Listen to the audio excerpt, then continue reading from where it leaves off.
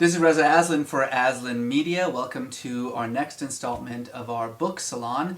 October's book is by my very good friend Hooman Majd, and that book is called The Ayatollah's Democracy. Now, you may remember Hooman for his first book, which I thought was one of the greatest books ever written about Iranian culture and society, The Ayatollah Begs to Differ. This time, Hooman comes at us with something that's a little bit more politically inclined and more specifically dealing with this issue, this problematic issue of democracy in Iran.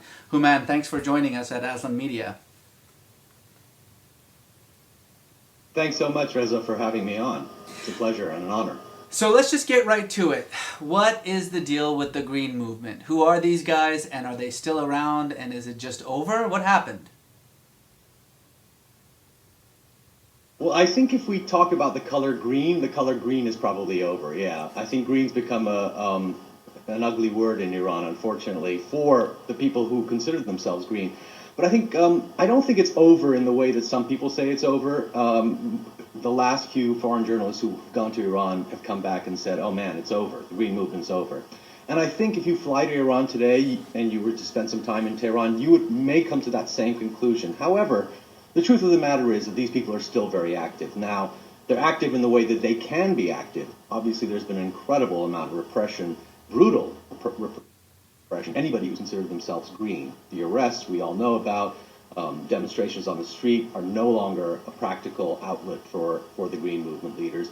But, you know, there are people who are very sympathetic to the Green Movement who aren't necessarily identified as green, who are actually even working in the government. So that's why I say it's still a vibrant movement. There's still connections to people like former President Khatami, even Ayatollah Rafsanjani, who I know some people don't like and some people don't believe is as progressive as they want him to be. But it's important to remember that these are people who do have a lot of sympathy for the goals of the Green Movement, if not for the actual members of the leadership of the Green Movement themselves. So I think they're going to continue their struggle in ways that they think they can continue them.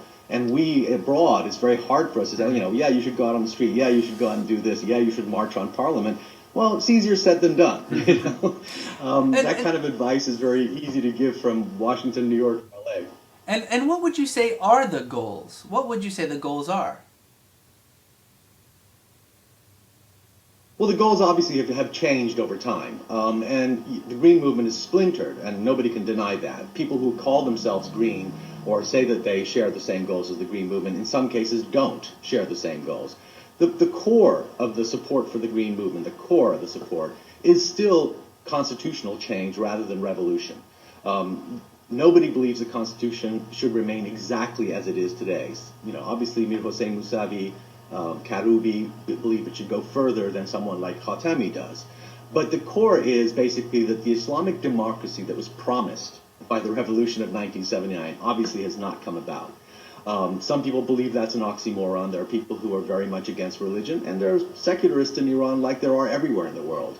But right now, I would say, and this is very unscientific, but I would say the majority of Iranians still would like to see this Islamic Republic in some form or another, but at least much more democratic. And even at a very minimum, this is what Mir Hossein Mousavi, one of the leaders of the Green Movement, or the original leader of the Green Movement, said, is all we want is a return to the Constitution. And in fact, if Iran abided by its own Islamic Constitution, none of the things that we have seen in the last year and a half would have happened. For example, there are not supposed to be political prisoners. There's supposed to be freedom of speech, freedom of the press. These are things that Khatami tried very hard to accomplish in his term.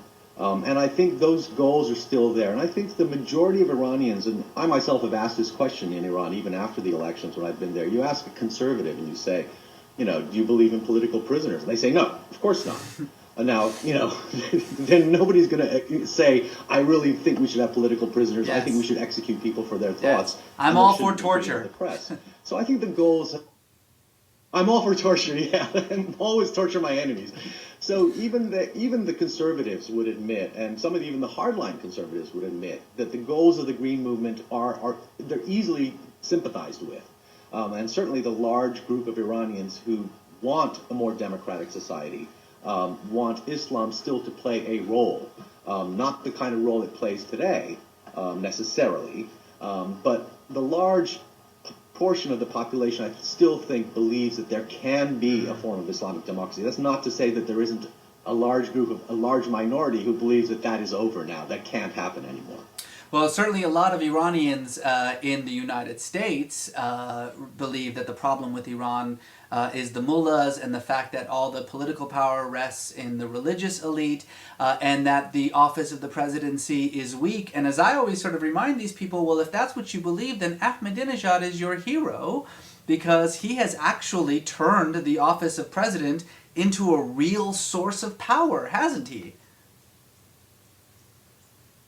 He absolutely has, and this is one of the ironies of Ahmadinejad, and he goes against the clerics. It's kind of one of those, contradictions of the Iranian era here, that, people complain about an Islamic republic and an Islamic system, and at the same time, when someone who is actually in many ways, as you point out, and you're actually much more knowledgeable about Islam than I am, point out is very actually in some ways un-Islamic, Ahmadinejad, the things he says, according to the Islam that these clerics believe in. And his vice president, his chief of staff, Mashai, for example, the things he says don't really mesh with what the clerics say.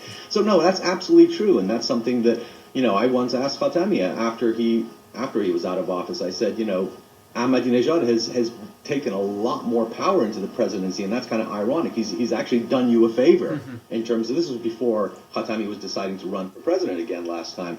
And he said, no, absolutely. He's done us a huge favor, ironically, by taking that power in and setting the precedent that they... And the other ironic thing is also that a lot of Iranians say, well, the Revolutionary Guards, it's really not an Islamic Republic anymore. The Revolutionary Guards have taken over. Well, then you should be happy about that, too, because some of those people liked Reza Shah, who was a military dictator. So if you want a military dictatorship, so it is ironic. But I think the truth of the matter, it's much more nuanced than a simple equation like that Ahmadinejad is powerful, or the guards are powerful, or the clerics. I still think the Velayat al-Faqih, which is the supreme leadership, the concept of the Velayat al-Faqih is still very strong. And I argue, and I think, as you see in the book, that, people like the commander of the Revolutionary Guards, who does have a tremendous amount of power, is still ultimately a military man. He's been in the Guards since he was 19 years old. He believes in loyalty to his commander-in-chief, and right now his commander-in-chief is Ali Khamenei. And that's who he's going to listen to. So if Ali Khamenei one day says, you know what, it's no longer Ahmadinejad, from tomorrow it's Khatami, I think that Revolutionary Guard commander would go along with that. And that's my personal view. Some people would disagree. And that's a great transition to this next issue, which is Khamenei is a fairly old man. He is reportedly sick. Now we all know that these guys live forever. There's something about, clean living, I suppose, that keeps you going and going and going, but people expect that he's not going to last much longer. What happens when Khamenei passes away? Do you expect something dramatic? Who do you think will take over? And what will happen to Iran? Well, I think it depends on so many factors. As you know, Reza Jan, it's so hard to predict Iran from one day to another. I think what's really interesting in terms of Khamenei and the leadership for the future is the rehabilitation of Ayatollah Rafsanjani in the last few months. When I say the rehabilitation, Kayhan, a hardline paper very close to the supreme leader, has started calling him Ayatollah again. They stopped after the election. He became an Ayatollah a couple of years ago. Then they stopped calling him Ayatollah. And in the last few months, they're calling him Ayatollah again and showing him respect and not, dissing him as they used to. So I think the rehabilitation of Rafsanjani is, from the perspective of the hardliners, from the perspective of the supreme leadership, is very important. And that may, and this is just trying to read the tea leaves, that may be an indication that Khamenei doesn't want the chaos that could happen after his death or because of his incapacitation with someone like Rafsanjani, who still has a very powerful base of support himself, certainly among merchants, even among the guards. He was the mentor for the current Revolutionary Guard commander. They're from the same part of the country. I am too. We're all from the same part of the country. But that doesn't give me immunity in Iran, by the way, being from the same part of the country. But no, so I think that this rehabilitation may be something that, because Rafsanjani has been so good in the past in allowing some sort of continuation of the system, a clean continuation of the system, that I think, it's my own personal view, that Rafsanjani will control whatever happens when the supreme leader passes away. And I don't think, as you point out, it's going to be next month, next week. All indications are that he is healthy enough anyway at this point. But Rafsanjani's talked about it in the past, about potentially having a council of three Ayatollahs, be the Velayat Faqih, be the supreme leadership. That's, I guess, a possibility. I think what is clear, though, is that the extreme hardliners, the people that we would fear the most, both in the West and among Iranians, and even inside Iran, people like Mesbah Yazdi, people like Janati, people like Ahmad Khatami, those people, it doesn't appear as though they have enough support within the Assembly of Experts to ever reach that point. If there's ever a council of three Ayatollahs, I would expect that there would be one moderate, one slightly left of center, and one hardliner, to kind of like a Supreme Court, just kind of balance each other out. If it's one person, the problem with Rafsanjani is he himself is old. He's actually older than Khamenei, and I'm not sure that he would want that mantle that late in life. But, if it is Rafsanjani himself, if he can gather the support to become supreme leader, I don't think that would be the worst thing for the transition for Iran into a more democratic system. So last question. My own hope is that it would be, yeah. So last question, and very briefly, let's play a thought experiment. 5 years from today, what do you think Iran looks like? I think it can go either way, unfortunately. I think that it very much depends on what happens outside Iran, as much as it does on inside Iran. When I was in Iran last time, which is about 5 months ago, there was a lot of despondency among the youth and people trying to emigrate and people trying to leave, not because of an immediate threat to them, but just feeling like they lost. That's why people say the Green Movement is over, because they feel like they've lost this battle.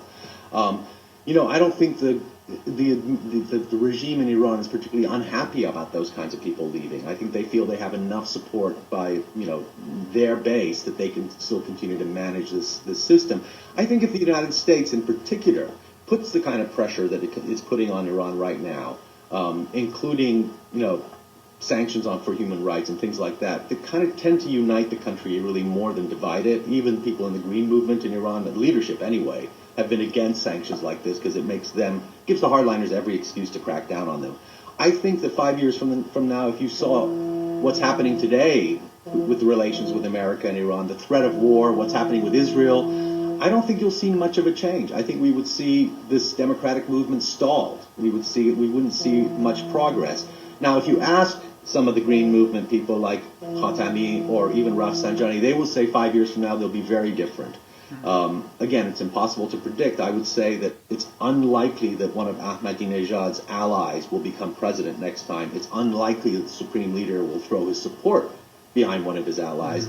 If we have a pragmatic conservative like Ali Larijani or Qalibaf, who's the mayor of Tehran, who are much more pragmatic and actually do believe in moving somewhat towards a democracy, not all the way, but somewhat, I think you might see a gradual lessening of the atmosphere, the oppressive atmosphere. But it's all speculation, and I do think we in America play a big role in this. I think we do actually play a bigger role than we think in terms of being able to foster this democratic movement. And I've always said, Reza, that if we could resolve this nuclear issue with Iran, no matter how much we hate Ahmadinejad, no matter how much we dislike this regime, if we can solve this, it gives these guys in Iran a little breathing room so that they're no longer accused of being on the other side. And it also would force Ahmadinejad and his government to face up to the problems that they have in Iran. Without the nuclear issue, every time, something happens, he can point to the nuclear issue and say, well, we have to be united against them. They have sanctions against us. They're threatening war. And it's impossible for these green guys to get a break because every time they want to say something, it gets overshadowed by this, pressure from Israel, pressure from the United States, threat of war, this and that. So I'm hopeful that the nuclear issue can be solved in 5 years, and if it can, then I think, you would see a lot more change in Iran. Anyway, fingers crossed. The book is called The Ayatollah's Democracy by our friend Hooman Majd. Hooman, thank you so much for joining us on Aslan Media.